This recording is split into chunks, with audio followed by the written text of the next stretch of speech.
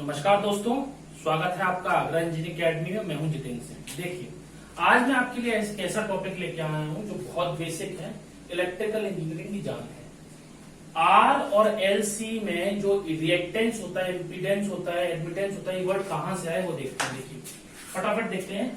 Are एक independent element है, frequency से डीसी और एसी में सेम रहता है। ये पहला पॉइंट है, R is independent element from frequency. दूसरा पॉइंट ये है कि एल और सी जो है वो फ्रीक्वेंसी डिपेंडेंट एलिमेंट है, यानी उन पर प्रभाव पड़ता है किसी फ्रीक्वेंसी का।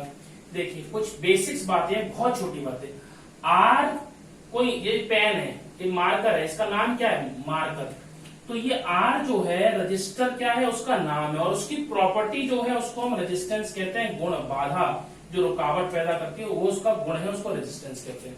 ऐसे ही एल मतलब इंडक्टर, उसका नाम है। इंडक्टेंस उसका गुण है, करंट को रोकने की शक्ति है। बाधा, इंडक्टेंस का मतलब होता है रुकावट, मुकाबला।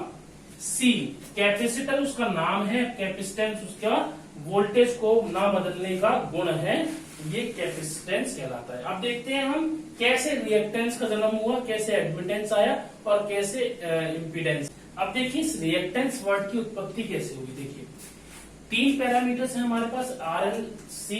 मैं डीसी में एक बार आर एल सी को दे रहा हूं, मैं एसी में एक बार आर और एल और सी को दे के देखता हूं। देखिए क्या होता है।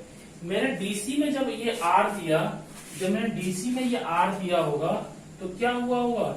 ये आर ही रहता है, और जब एसी में देखते हैं तब भी ये आर पर कोई इफेक्ट नहीं पड़ता, ये आर ही रहता है। और अगर मैंने ये देखिए, रिएक्टेंस का मतलब समझिए। रिएक्टेंस का मतलब भी एक मुकाबला होता है, विरोध होता है, मैंने लिख दिया।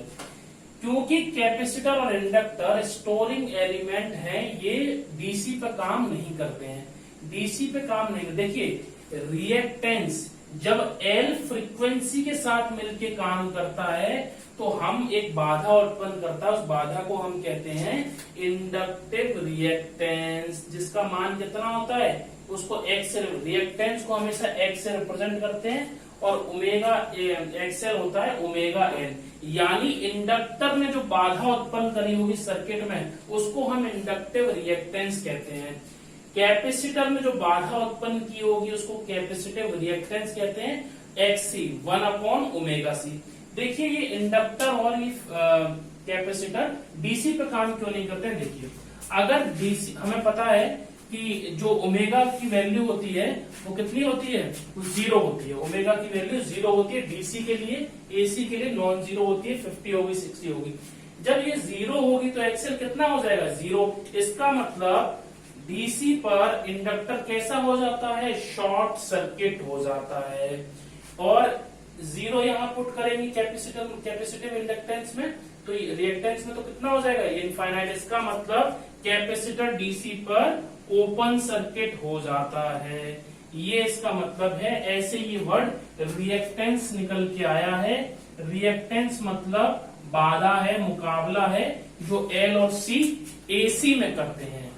ठीक है, अब मैं आपको बताता हूं इम्पीडेंस क्या होती है। आइए, अब मैं आपको बताता हूं इम्पीडेंस क्या होता है। देखिए, हमारे पास तीन पैरामीटर्स हैं, आर, एल और सी। हमारे पास कितने पैरामीटर्स हैं? आर, एल और सी। देखिए, कोई भी सर्किट में कोई बाधा उत्पन्न करता है कोई एलिमेंट, अगर आर वो अकेला है तो वो रेजिस्टेंस उत्पन्न करेगा, अगर वो एल है तो वो रिएक्टेंस उत्पन्न करेगा। रिएक्टेंस मतलब बाधा। कौन सी बाधा? इंडक्टिव रिएक्टेंस, एक्सएल उत्पन्न करेगा। सी है तो अगर वो अकेला लगा हुआ है तो कैपेसिटिव रिएक्टेंस उत्पन्न करेगा, एक्सी की वैल्यू 1/ओमेगा सी। ठीक है, एक और इंपॉर्टेंट बात मैं बता दूं आपको, बच्चे कंफ्यूज रहते हैं।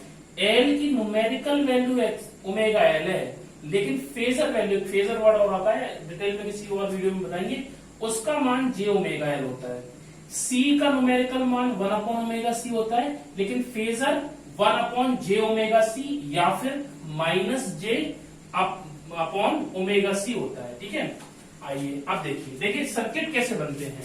अगर आर एल के साथ काम कर गया तो उसको आर एल सर्किट बोलते हैं, आर सी के साथ काम कर गया तो आर सी। एल और सी मिलकर एलसी सर्किट बनाते हैं, और आर एल और सी मिलकर आर एल सी सर्किट बनाते हैं।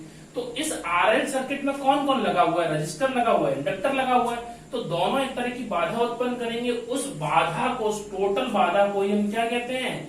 इम्पीडेंस कहते हैं। इम्पीडेंस इम्पीडेंस का मतलब प्रतिबाधा हिंदी में, या फिर संयुक्त रूप से काम करने वाली बाधा। ये कैसी बाधा है? एकल बाधा है, अकेली बाधा है। ये कैसे अकेले चल रहे हैं, एक क्लास रो जैसे टाइप है ना, और ये कैसे संयुक्त काम कर रहे हैं। तो ये क्या है? इम्पीडेंस। देखिए मैंने फेजर में रूप में लिखा है R प्लस जे एक्सएल।